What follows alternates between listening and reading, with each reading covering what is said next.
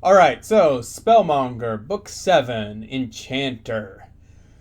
One of the problems I'm running into when reviewing this really long-term series is, well, it's basically the same reason I haven't done a follow-up to Lower Decks.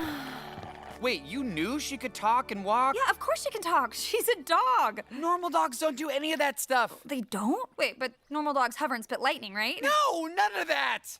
There's only so many ways to say this isn't funny. A much more positive direction in this regard. There's only so many ways I can say this book is really good. You should read it. Yeah, this book is really good. If you're still 7 books in and not sure about it, I mean, I don't know what else to say. You probably know your feelings on this series at this point. But for what it's worth, these are my thoughts on this series. It takes place a little bit after Journey Mage, and because of events that happened in the previous book, Min is exiled to Sevendor, and this leads to him taking a more active participation in an event that had been previously established in the series called the Sevendori Magical Fair, and that event brings a lot of mages around from around the world, or around the kingdom, I suppose. Most notably, the guy I mentioned previously, Duncelin, and his new mistress, Isali, the bitch, who was prominent more so in Book 2 than she was in anything else, but she does play a prominent role again in this book, mostly in an antagonistic role. You see, well, the fair and everything is all going down. Isali, and there's no final way to put this, rapes our main character, and it is referred to as such in this book story.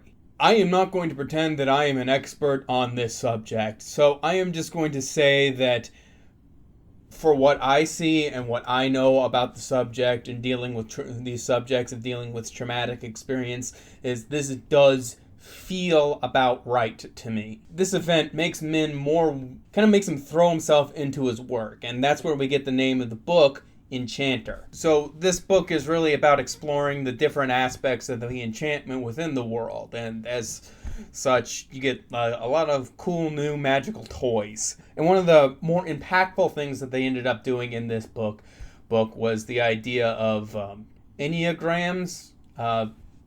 That's just their complex way in the story of saying, like, your consciousness on the reflection of your consciousness within the magical sphere, within the magic of the world, is your enneagram.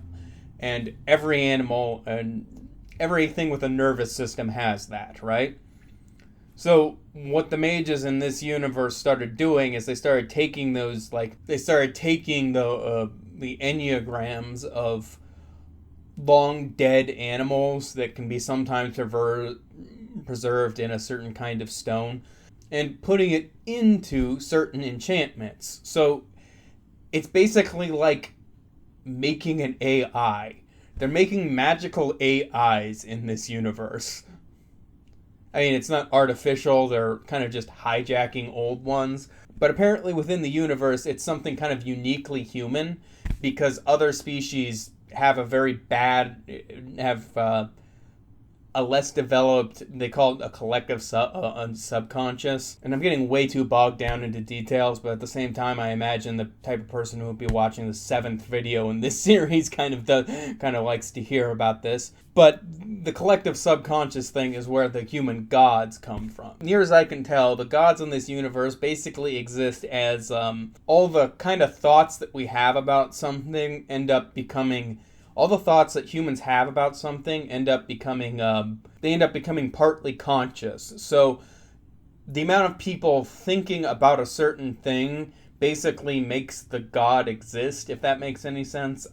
If you've ever read the Stormlight Archive, think of a spren. If there is a god devoted to intellect, that god is going to be as smart as everyone on the planet. A god that gets introduced in this series as having what they call continuity is Ishi, the love goddess. And there is a lot of times people from monotheistic religions will look at polytheistic religions and try and assign a good guy and a bad guy. You see this really heavily in that 90s Hercules movie where Hades is definitely the bad guy. Although if you actually read the mythology, Hades was a pretty stand-up dude.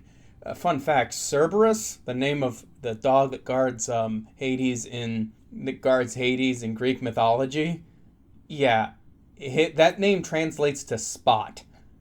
The guy named his dog Spot.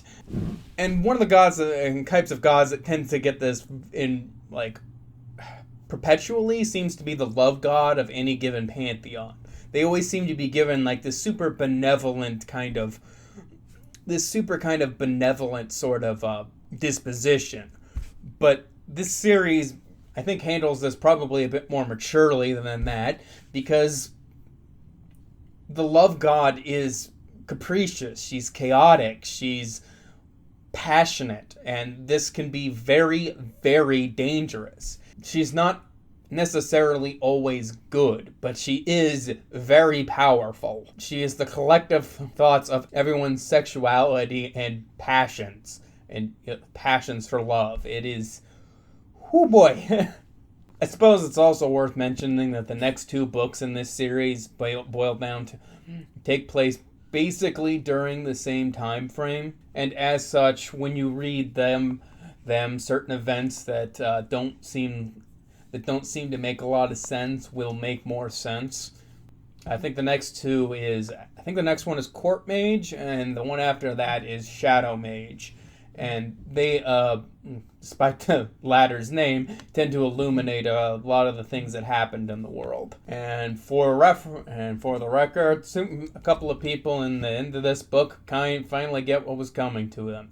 The bitch. And yeah, that's really all I have to say about. How would anyone think about this if I got my brother over here and we just sort of talked about this series with each other? I don't know. That's just a thought. I haven't even run that by him. I'm sure this will be the first time he hears of me thinking about that, because I'd like to exposit more on this series, but it basically boils down to how much can I really get away with without spoilers, and has something of substance that I haven't already said. I don't know. Let me know if you want me to try and change things up a bit, or if you want me to just go full spoilers. But that's all I really have to say.